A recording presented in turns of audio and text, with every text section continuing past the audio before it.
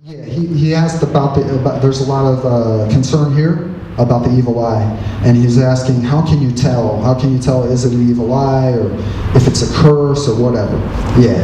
So let me give you the difference. The evil eye is somebody that's envious of you, somebody that's jealous of you, whatever it may be. It may be you have a nice job, or a nicer job than them, or you may have a child, or what they don't. See that a lot.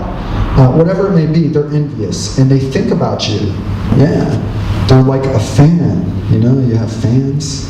They're like your fan, and they're always thinking, but they're not thinking good stuff. They're thinking, they hate. They end up hating you. And that has a power, my friends. It does. There's things you can do to protect yourself, but it does have a power. And if the person is very weak, just the evil eye can make them sick. So if the person has already have some health problems, and they have maybe not just one person, but a couple of envious people sending them the evil eye, it can make them sick. And this is very common with children. So many times in life, children bear the brunt of, children pay for their parents' mistakes and vice versa.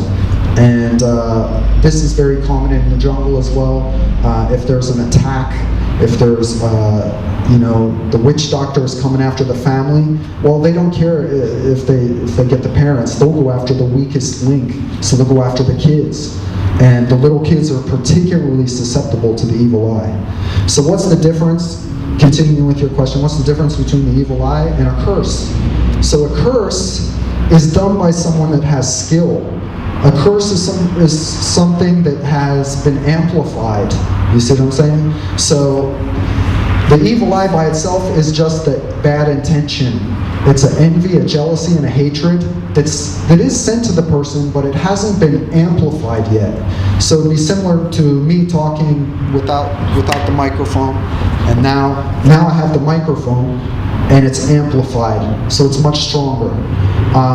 In the jungle, how do they do it? To do curses, they get the power from the trees, and they also link up.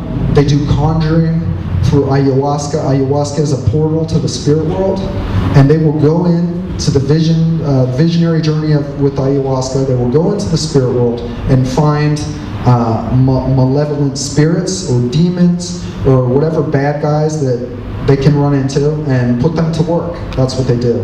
So they will send that to the person, and that can be very, very destructive, very dangerous. I've seen people die. So typically, to answer your question, what's the difference and how would you feel?